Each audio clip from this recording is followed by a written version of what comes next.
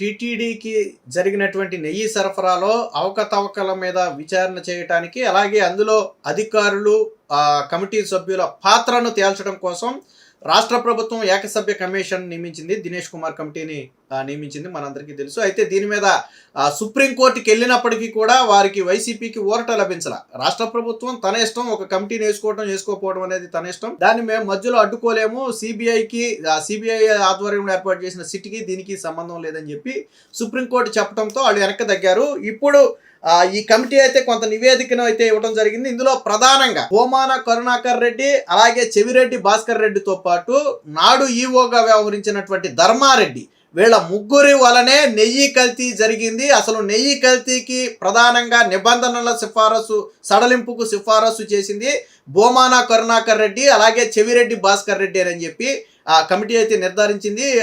ధర్మారెడ్డి మీద అయితే క్రమశిక్షణ చర్యలు కూడా తీసుకోవాలని చెప్పి ఈ కమిటీ అయితే సూచించడం జరిగింది. మొత్తంగా వైసీపీ హయాంలో జరిగినటువంటి ఈ నెయ్యి కల్తీ వ్యవహారంలో అధికారిగా ధర్మారెడ్డి వ్యవహరిస్తే, కోర్టు కమిటీలో సభ్యులుగా ఉన్నటువంటి భూమాన కరుణాకర్ రెడ్డి, అలాగే చెవిరెడ్డి భాస్కర్ రెడ్డి, వీరిద్దరూ కూడా కల్తీకి పచ్చ జెండా ఊపారు. విచిత్రం ఏంటంటే, సమావేశానికి కన్వీనర్ తో పాటు ఇతర సభ్యులు రాకపోయినప్పటికీ వీరిద్దరితో పాటు మరొక ముగ్గురు సభ్యులు సమావేశానికి హాజరై ఏకపక్ష నిర్ణయం తీసుకున్నారు. సాధారణంగా ఏదైనా ఒక నిర్ణయం తీసుకోవాలి అంటే కమిటీ సభ్యులతో పాటు కన్వీనర్తో సహా అందరూ హాజరయ్యి దాని మీద చర్చ జరిగిన తర్వాత మాత్రమే తుదిగా తీసుకోవాలి. ముందు విషయం ఏంటో ప్రతిపాదించాలి, దాని మీద అందరూ చర్చ ప్రారంభించాలి, చర్చ జరపాలి. జరిపిన తర్వాత ఆ చర్చలో వచ్చినటువంటి విషయాలను పరిగణలోకి తీసుకుని ఆ తర్వాత ఆమోదించడమో తిరస్కరించడం అనేది జరగాలి. కానీ ఇక్కడ ఇవేవి కూడా జరగకుండా ఏకపక్ష నిర్ణయాలు జరిగాయి.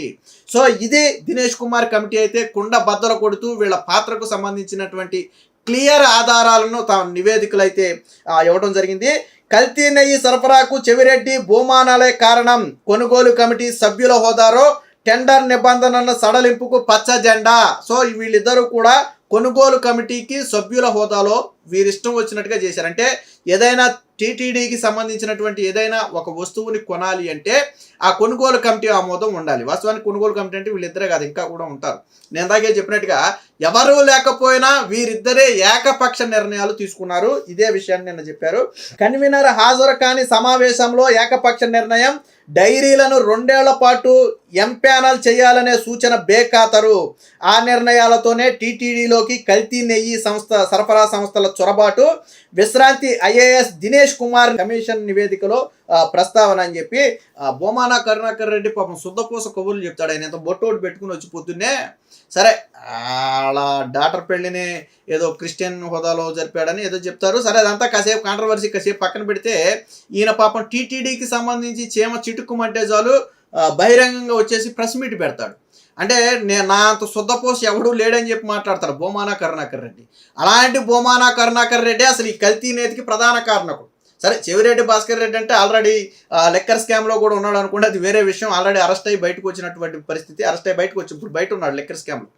కానీ ఈ టీటీడీ కల్తీ నేతి వ్యవహారంలో కూడా చెవిరెడ్డి భాస్కర్ రెడ్డి పాత్ర ఉంది. ఎందుకని ఉందంటే వీళ్ళిద్దరూ కొనుగోలు కమిటీ సభ్యులుగా ఉన్నారు.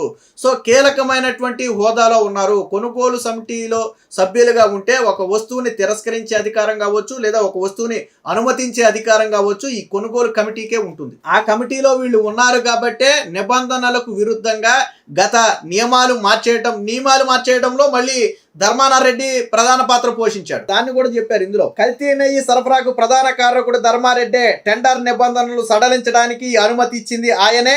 ఆ నిర్ణయం వల్లే టీటీడీలోకి కల్తీ నెయ్యి సంస్థల చొరబాటు, వాటిని బ్లాక్ లిస్ట్లో పెట్టకుండా కొనసాగించారు. ఆయనపై క్రమశిక్షణ చర్యలు తీసుకోవాలి. ప్రభుత్వానికి ఏకసభ్య కమిషన్ నివేదిక, అలాగే అప్పటి ఈఓ అయినటువంటి సింగల్, అలాగే ఆర్థిక సలహాదారుడుగా ఉన్నటువంటి బాలాజీ ప్రమేయం పైన కూడా ప్రస్తావన అయితే చేయడం జరిగింది. అంటే ఈయనేమో టెండర్ల నిబంధనలు అంటే నిబంధనలు అనుమతించడానికి జెండా ఊపుతాడు ఈయన, కల్తీ నెయ్యి రావడానికి జెండా ఊపుతారు వాళ్ళు. మొత్తంగా కలిసి భక్తుల మనోభావాలను దెబ్బతీసి కల్తీ నేతితో లడ్డూలు చేశారు. ఎంత దారుణమైన విషయం అంటే 5 ఏళ్ల పాటు కల్తీ నేతితోనే లడ్డూలు తయారు చేసి ప్రజలకు ప్రసాదం కింద పంచారు. ఏ కోణాన కూడా మానవత్వం అనేది వీళ్ళకి లేదు. అరే మనం దేవుడి ప్రసాదం ఇస్తున్నాము, దేవుడి ప్రసాదంలో కల్తీ నెయ్యి వస్తే అది ఎంత అపచారము, రేపొద్దున ఇది బయటపడితే భక్తుల మనోభావాలు ఏ విధంగా దెబ్బతింటాయని కనీస ఇంగిత జ్ఞానం లేదు. అసలు వీళ్ళు దేవుడికి దండం పెట్టుకుని బొట్టు పెట్టుకుని బయటకు వచ్చి ఎలా మాట్లాడుతున్నారో నాకు అర్థం కావట్లేదు. ఇప్పుడు అదే వెంకటేశ్వర స్వామికి అపచారం చేసిన వీళ్ళే వెంకటేశ్వర స్వామి గురించి బయటకు వచ్చి మాట్లాడతారు.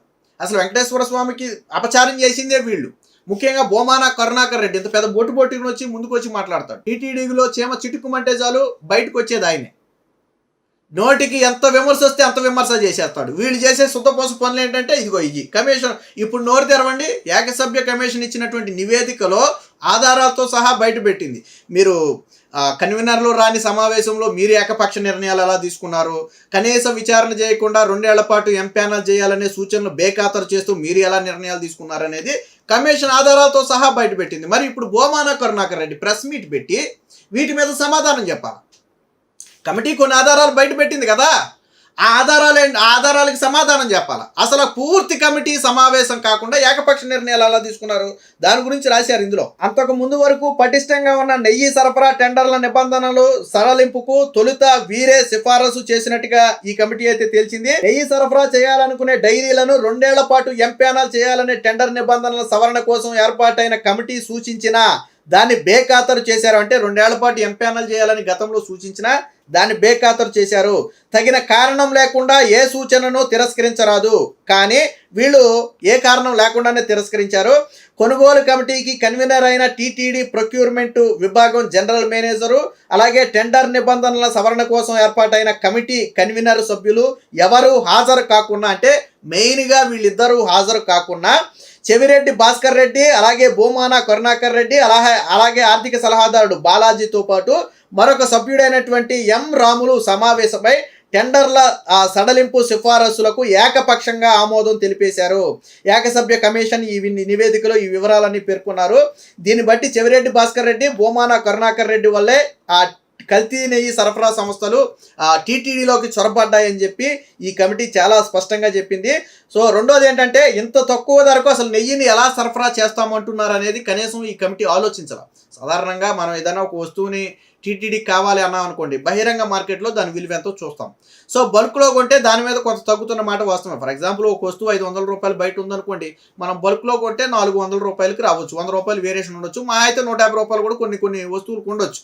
అలా కాకుండా సగానికి సగం ధర తగ్గించి ఎవరైనా ఇస్తాము అన్నారంటే మనం ఆలోచించాలి. వాస్తవంగా అంత తక్కువ ధరకు అది కల్తీ లేకుండా స్వచ్ఛమైన వస్తువు టీటీడీకి వస్తుందా? నెయ్యే కాదు, ఏ వస్తువైనా సరే వస్తుందా? అవకాశం ఉందా? మరి వీళ్ళు 250 రూపాయలకి 300 రూపాయల లోపే నెయ్యి సరఫరా చేస్తామంటున్నారు. స్వచ్ఛమైనటువంటి ఆవు నెయ్యి అంత తక్కువ ధరకు దొరుకుతుందా అనేది కనీసం ఎక్కడ వీళ్ళు ఆలోచించాలి. ఈ కమిటీ అదే విషయాన్ని కూడా ఇందులో చెప్పింది. అలాగే నెయ్యి కొనుగోళ్ల టెండర్లో రివర్స్ ఆక్షన్లో L1గా నిర్ణయించిన ధరను సదరు డైరీ ఆ తర్వాత ఒక లేఖ ద్వారా తగ్గించినప్పుడు కొనుగోలు కమిటీ కాంట్రాక్టు ఖరారు చేయాలని సిఫారసు చేసేది. ఇలా సంప్రదింపులతో చేయటం టెండర్ నిబంధనలకు విరుద్ధం. అయినా కమిటీ పట్టించుకోలేదు. టెండర్ నిబంధనల్ని పక్కాగా అమలు చేయటంతో విఫలమయ్యారు. సో అటు ధర్మారెడ్డి ఏమో టెండర్ నిబంధనలు సడలించడానికి పచ్చ జెండా ఊపితే వీళ్ళు సడలించేశారు. అంటే వీళ్ళు తీసుకున్న నిర్ణయాలను ఆయన ఓకే చేశాడు. సో గతంలో ఈవో సింగల్ పాత్ర కూడా ఇందులో ఉందని చెప్పి అందులో చెప్పారు. అలాగే ఆర్థిక సలహాదారుడు హోదాలో ఉన్నటువంటి బాలాజీ పాత్ర కూడా ఇందులో ఉందంటే వీళ్ళందరూ కావాలనే కల్తీ నెయ్యి సరఫరాకు సహకరించారు. వీళ్ళకి తెలుసు మనం బోలేబాబా లాంటి సంస్థలను ఆహ్వానిస్తున్నాము, వాళ్ళు మనకు కేజీకి ఇంత కమిషన్ ఇస్తారని వీళ్ళందరికీ తెలుసు. కాబట్టే వీళ్ళు ఏకపక్షంగా సరళించాడు. మీకు ఎటువంటి స్వార్థం లేకపోతే, అందులో ఎటువంటి పాపం మీకు తెలియకపోతే మీరు ఎందుకు ఏకపక్ష నిర్ణయాలు తీసుకోవాలి? కనీసం ఆ కమిటీ కన్వీనర్ సభ్యులు హాజరు కాకుండా ఎందుకు నిర్ణయం తీసుకున్నారు? కమిటీ సభ్యులు హాజరు కానప్పుడు, కన్వీనర్ లాంటి కీలక వ్యక్తులు హాజరు కానప్పుడు కేవలం 3-4 మాత్రమే వెళ్ళిపోయి మీరు ఏకపక్ష నిర్ణయాలు ఎందుకు తీసుకున్నారు? దాన్ని ధర్మారెడ్డి ఎందుకు ఓకే చేశాడు? అంటే దీని వెనక ఏమీ జరగకుండానే జరిగిందా? ధర్మారెడ్డి తిరస్కరించాలి కదా. పూర్తి సభ్యులు లేరు, దీని మీద చర్చ జరగలేదు, ఇలాంటి నిర్ణయాలు కానీ మనం అమలు చేస్తే ఇందులో ఏదైనా తప్పు జరిగే అవకాశం ఉందని చెప్పి ధర్మారెడ్డి ఎందుకు తిరస్కరించాలి? అలాగే పూర్తి సభ్యులు రాకుండా మన నిర్ణయాలు తీసుకోకూడదని చెప్పి ధర్మారెడ్డి, చెవిరెడ్డి, బోమాన కరుణాకర్ రెడ్డి ఎందుకు ఆలోచించాలి? ఎవరు రాకపోయినా మీ ఇష్టం ప్రకారం ఎందుకు నిర్ణయాలు తీసుకున్నారు, ఎవరు రాకపోతేనే వీళ్ళకి మంచిది, ఎందుకంటే వీళ్ళు అనుకున్నది సాగుతుంది. మళ్ళీ వీళ్ళు సొంతపోసం మాటలు మాట్లాడతారు బయటకు వచ్చి. మొత్తంగా కల్తీ నేతి వ్యవహారంలో వైసీపీ సభ్యుల పాత్ర ఉంది అనేది 100కు 100%. ధర్మారెడ్డి అధికారి హోదాలో ఉన్నప్పటికీ కూడా జగన్మోహన్ రెడ్డికి తొత్తుగా వ్యవహరించాడు. గతంలో లాబియింగ్ జరపడానికి కొంతమంది న్యాయమూర్తులను సంతృప్తి పరిచే ప్రయత్నం కూడా చేశాడు. దాన్ని ఒక న్యాయమూర్తి తిరస్కరించి సుప్రీంకోర్టుకి కూడా తెలియజేశాడని చెప్పి అప్పట్లో వార్తలు వచ్చాయి. ఇదే ధర్మారెడ్డి కొంతమంది న్యాయమూర్తులు సాధారణంగా ఏంటంటే న్యాయమూర్తులు వెళ్ళలేదన్న శుభకార్యాలు జరిగేటప్పుడు టీటీడీ నుంచి ప్రసాదాలు పంపటమో లేదా వేద పండితులను పంపటమో జరుగుతూ ఉంటుంది. అలాగా వైవి ధర్మారెడ్డి కూడా వాళ్ళతో పాటు వెళ్ళిపోయి అక్కడ కొన్ని సుప్రీంకోర్టులో ఉన్నటువంటి కేసుల వ్యవహారంలో లేదా హైకోర్టులో ఉన్నటువంటి కేసుల వ్యవహారంలో వాళ్ళతో రాజీ చేయించే ప్రయత్నం చేశారు. ఏదో 2 కోట్ల రూపాయలు విలువైనటువంటి వాచ్ను కూడా గిఫ్ట్గా ఇస్తే దాన్ని తిరస్కరించారని చెప్పి ఒక వార్త వచ్చింది అప్పట్లో, మీకు గుర్తుందో లేదో. ఇలాంటి నీచమైన పనులు చేశారు వీళ్ళు దేవుడిని అడ్డం పెట్టుకుని.